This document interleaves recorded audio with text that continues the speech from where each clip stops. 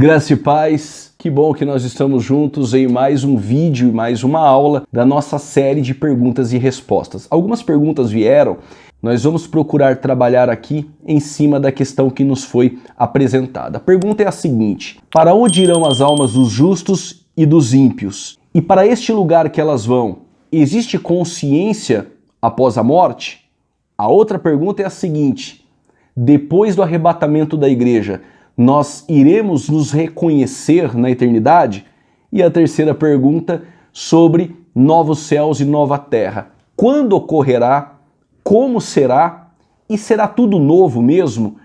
Como entender os novos céus e nova terra? Nós iremos aqui trabalhar nestas questões. A primeira pergunta que foi feita é: para onde irão as almas dos justos e dos ímpios?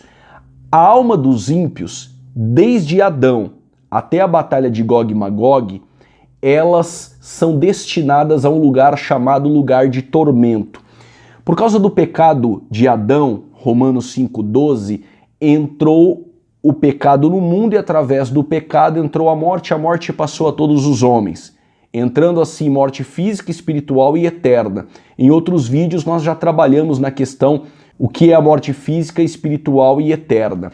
Após a morte física do ímpio, a sua alma é levada pelos anjos para um lugar chamado lugar de tormento, onde a Bíblia o chama de Hades, em algumas traduções inferno, mas a palavra é Hades, é o estado intermediário. A alma dos ímpios, elas são destinadas a este lugar. Desde Adão até a batalha de Gog e Magog, onde o último ímpio irá morrer, todas as almas são destinadas para este lugar e elas aguardam a ressurreição de Apocalipse capítulo de número 20, que vai ocorrer no juízo final, tribunal do trono branco. Irão ressuscitar, onde os livros serão abertos, o livro das obras e o livro da vida, e os nomes dos ímpios não estarão escritos. E por isso serão destinados ao lago de fogo, que é o Guiena, é um outro lugar onde não serão aniquilados, como defendem os aniquilacionistas. Isso seria um prêmio para o ímpio, mas serão destinadas para o Guiena e lá já estará o anticristo, o falso profeta e Satanás. Então, esses três personagens já estarão lá quando as almas dos ímpios receberão o dano da segunda morte e serão destinadas ao Guiena, que é o lago de fogo.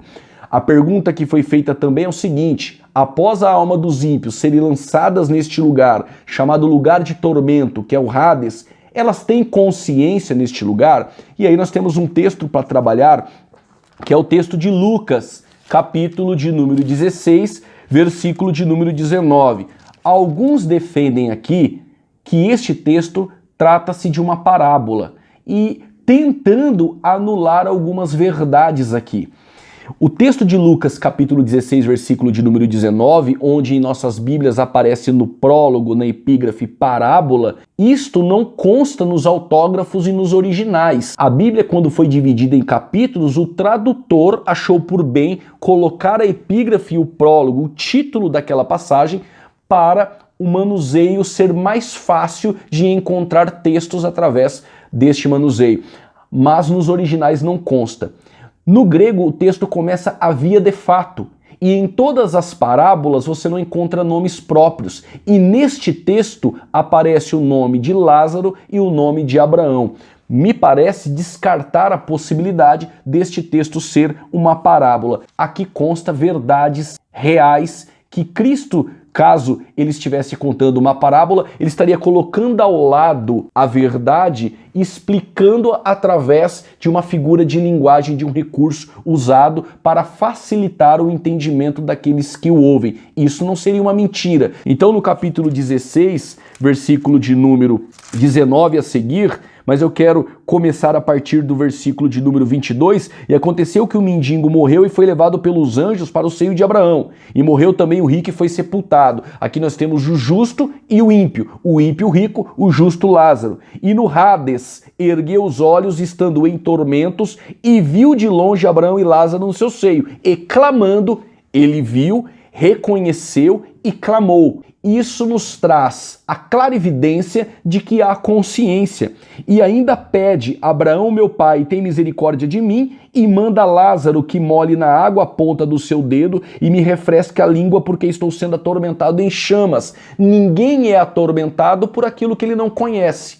Ninguém será atormentado no lugar de tormento, um tormento sem que haja consciência do porquê ele está sendo atormentado. Isso seria ilógico e contraditório, tanto em termos lógicos quanto em termos bíblicos.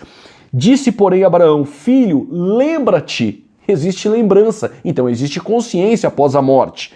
E o versículo de número 28, pois tenho 5 irmãos. Como que o rico lembra que tem 5 irmãos? E ele vai pedir para voltar para avisar que esse lugar é real. Está muito enfático aqui que existe consciência após a morte. E isto é a doutrina da imortalidade da alma. Os que tentam negar a imortalidade da alma, que são os mortalistas, eles acreditam no sono da alma, porque a Bíblia, ela usa um chamado recurso de hermenêutica eufemismo. Este eufemismo, ele é trabalhado em alguns textos bíblicos, como por exemplo, na primeira epístola de Paulo à igreja de Tessalônica, capítulo de número 4, versículo 13, não quero, irmãos, que sejais ignorantes acerca dos que dormem. Eles dormem? A consciência após a morte, ela é clara, não somente nesse texto, é claro também em outros textos que eu já vou apresentar. Falamos sobre o destino da alma dos ímpios, que ela é destinada a um lugar de tormento, no estado intermediário. Desde Adão até a batalha de Gog e Magog, essas almas ficarão ali, sairão de lá na ressurreição. Agora, para onde irão as almas dos justos? Eu entendo que o seio de Abraão e o paraíso não são o mesmo lugar, apesar de alguns professores acreditar se tratar de o mesmo lugar. Porque o seio de Abraão estava ao lado do lugar de tormento, me parece nas partes baixas da terra, dividido por um lugar chamado de abismo e tártaro, que é onde alguns demônios encontram-se. Então, esse seio de Abraão é o lugar onde a alma dos justos, desde Adão até o Calvário, aguardavam ali. Seio de Abraão, o seio no hebraísmo, fala lugar de segurança, de paz. Era um lugar de paz, de gozo, onde os justos aguardavam. Quando Cristo ele entrega o Pai e o Espírito na cruz, parece que Cristo pega o seio de Abraão e leva ao terceiro céu, ao paraíso. Porque eu acredito que não é o mesmo lugar. Porque em Lucas 23:43, palavras de Jesus, abre aspas, na verdade, eu te digo que hoje mesmo estarás comigo no paraíso. O paraíso que o ladrão da cruz, quando se arrepende, vai, é o mesmo lugar que Paulo está dizendo na segunda epístola aos Coríntios, capítulo 12, que ele foi ao terceiro céu, no paraíso. Então o terceiro céu está o paraíso. E quem está no paraíso, no terceiro céu? Todas as almas dos justos que aguardavam no seio de Abraão, de Adão até a cruz de Cristo, e dos cristãos após a cruz de Cristo até o arrebatamento da igreja. As almas encontram-se neste lugar. Elas estão em consciência? Sim. Mateus capítulo 10, versículo 28, Apocalipse capítulo 6, versículo 9 e 10, pessoas que foram mortas no período da tribulação, as almas estão debaixo do altar clamando por justiça. Se estão clamando, tem consciência. Debaixo do altar é no terceiro céu. E nós temos 2 Coríntios capítulo 5, versículo do 1 ao 8, nós temos também Filipenses capítulo 1, versículo 1 ao 23, textos que mostram claramente a consciência após a morte e que o lugar para onde a alma dos justos elas vão após a cruz de Cristo é para este paraíso. Está usufruindo da totalidade do céu? Não. Está em algum lugar no terceiro céu, mas que após o arrebatamento da igreja com o corpo glorificado, vai usufruir de todo o céu, de toda a eternidade de forma plena. Este é o primeiro ponto que nós gostaríamos aqui de trabalhar. Para onde irão as almas dos justos, para onde irão as almas dos ímpios e também acerca da consciência após a morte. Espero que com estes textos tenha ficado muito claro o destino das almas dos ímpios, o destino das almas dos justos e o lugar que elas se encontram e o estado de consciência. A outra pergunta é pertinente e relevante. Nós vamos nos reconhecer após termos o corpo glorificado, após o arrebatamento. Eu vou conhecer a minha mãe, eu vou conhecer o meu pai, eu vou conhecer os meus filhos, salvos, claro. Sim, nós iremos nos reconhecer Essa é a pergunta. Vamos trabalhar com o texto de Mateus, capítulo de número 8, versículo de número 11. Diz assim o texto: Mas eu vos digo que muitos virão do Oriente e do Ocidente e assentar-se-ão à mesa com Abraão, Isaque e Jacó no reino dos céus. Nós vamos reconhecer Abraão, Isaque e Jacó, porque estaremos com eles na mesa. Em 2 Samuel capítulo 12, versículo de número 23, quando Davi tem o filho com Betseba, que era a mulher de Urias, você percebe que a criança, no contexto, ela nasce morta, e Davi, ele diz algo que nos chama atenção para essa ideia de que nós iremos nos reconhecer após a morte. Capítulo de número 2 Samuel, capítulo de número 12, e o versículo é o de número 23. Eu vou ler o 22. E disse ele, vivendo ainda criança, jejuei e chorei, porque dizia: quem sabe se o Senhor se compadecerá de mim e viva a criança? Porém agora que é morta, por que jejuaria eu agora? Poderei eu fazê-la voltar? Eu irei a ela, porém ela não poderá voltar a mim. Eu irei a ela. Parece que a expectativa de Davi é um dia reencontrá-la e reconhecê-la, claro. Mateus capítulo 7, os ímpios no juízo final, no tribunal do trono branco, versículo 21. Nem todo o que me diz Senhor, Senhor, entrará no reino dos céus, mas aquele que faz a vontade do meu Pai que está nos céus. Muitos me dirão naquele dia: Senhor, Senhor, nós profetizamos em teu nome? Em teu nome não expulsamos demônios? E em teu nome não fizemos muitas maravilhas? Eles sabiam do que tinham feito. Nós iremos nos reconhecer? Claro que nós iremos nos reconhecer. E o sentimento? Haverá um sentimento de tristeza caso alguém da minha família não tenha sido salvo e eu não encontrá-la naquele dia? Não haverá essa tristeza, nem dor, como está em Apocalipse capítulo 21, versículo de número 4. E o meu amor para com a minha esposa? Seremos como os anjos no sentimento. Não nos casamos e não nos daremos em casamento após o arrebatamento da igreja. O amor pela minha esposa será muito mais pleno, mas não só para com ela em acepção, mas para com todos os salvos que estarão com o corpo glorificado. Nós iremos nos reconhecer e o nosso sentimento será para com todos o mesmo sentimento de amor e de justiça, para compreender que Cristo é justo e deu oportunidade mesmo para aqueles que nós amamos e que não estarão conosco naquele dia, porque desprezaram e rejeitaram e resistiram à oferta da salvação, mesmo sendo habilitados pela graça preveniente. Então está muito claro aqui para onde irão as almas dos justos e dos ímpios. Existe consciência após a morte e que iremos nos reconhecer naquele dia após o arrebatamento da igreja. E no texto de novos céus e nova terra, está em Apocalipse capítulo de número 21.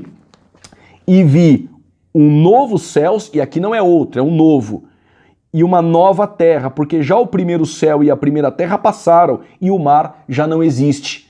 Mateus 24, versículo 35, Jesus disse que céus e terra iriam passar, mas a minha palavra, ela não há de passar. Quando ocorrerá o novo céus e nova terra? Ocorre o arrebatamento da igreja dentro de uma ordem cronológica, escatológica e pré-tribulacionista. A igreja é arrebatada, 7 anos de tribulação, e após os 7 anos de tribulação, enquanto a igreja está no tribunal de Cristo e bodas do Cordeiro no céu, após 7 anos, Cristo volta na segunda vinda, com o sopro da sua boca, lança o anticristo e o falso profeta no lago de fogo. Satanás é amarrado por 1000 anos, ele pisa o pé no Monte das Oliveiras, e ali ocorre a implantação do período milenar.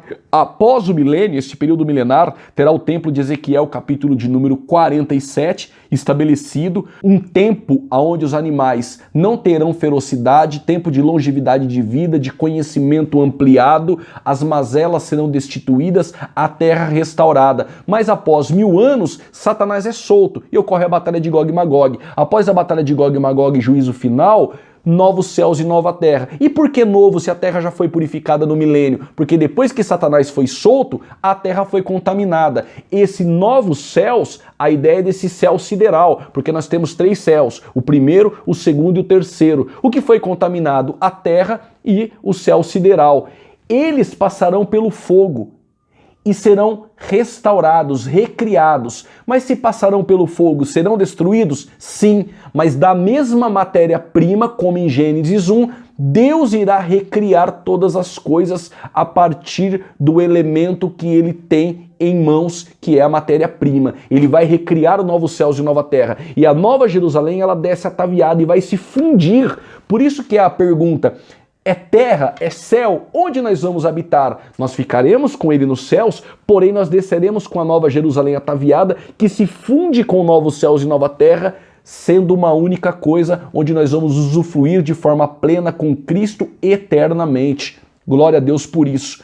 E nós temos Isaías capítulo 65, versículo de número 17.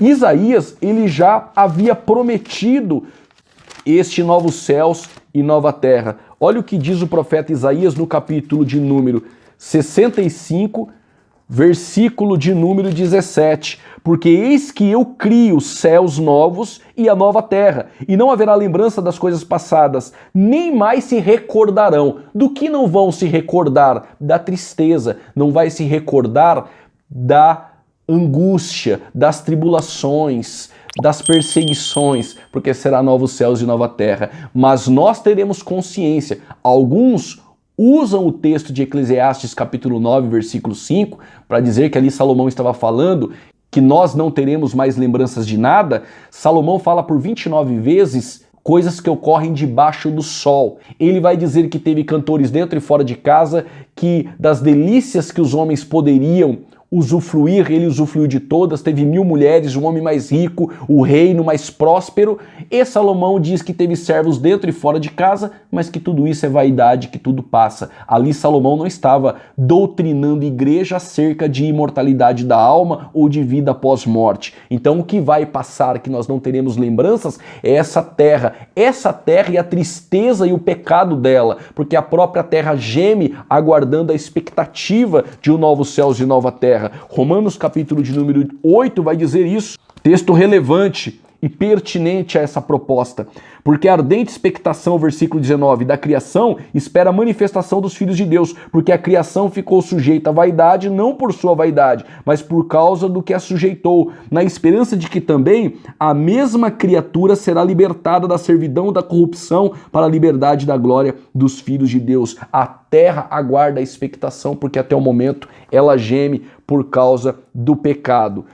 E nós devemos aqui compreender o texto muito claro também, que a terra passará pelo fogo, como encontra-se em 2 Pedro. Essa terra será destruída? Sim, ela será destruída, restaurada, mas com a matéria-prima, com os elementos químicos, será recriada novamente novos céus e nova terra. Olha o que diz o nosso irmão Pedro na sua segunda epístola, capítulo de número 3, versículo 7 a seguir. Mas os céus e a terra que agora existem pela mesma palavra se reservam como tesouro, estes céus é Uranus, como tesouro, e se guardam para o fogo, até o juízo e da perdição, apoleia, que é uma destruição que consiste em sofrimento eterno. Aguarda essa terra para o fogo até o dia do juízo e da perdição dos homens ímpios. Olha o que diz agora o versículo de número 11. Havendo, pois, de perecer todas essas coisas, que pessoas vos convém ser santo, trato e piedade, aguardando e apressando-vos para a vinda do dia de Deus, em que os céus em fogo se desfarão e os elementos ardendo se fundirão, mas nós, segundo a sua promessa, aguardamos novos céus e nova terra em que habita a justiça. Então, uma coisa maravilhosa que nos aguarda, que é novos céus e nova terra, é novo no sentido de que será restaurado tudo novamente. Nós voltaremos como tudo era antes. Novos céus e nova terra sem pecados. Claro que existe a nova Jerusalém descendo ataviada, fundindo-se com novos céus e nova terra. E todas as informações necessárias para essa nova Jerusalém encontra-se em Apocalipse capítulo de número 22. Mas não vai existir lá uma praça com a árvore da vida, com 12 frutos, terão portas, terão muros, mas isso será onde? Explicado. Novos céus e nova terra se fundirá com a nova Jerusalém ataviada, será uma coisa só, infinita, eterna, onde nós iremos usufruir com Cristo para todos sempre. Espero que essa singela explicação tenha resolvido as suas dúvidas e assim nos edificando através da palavra de Deus. Faça sua pergunta, se inscreva em nosso canal, coloque a pergunta aí nos comentários e eu te aguardo para mais uma série de perguntas e respostas. Que Deus te abençoe, vamos de Bíblia e até a próxima.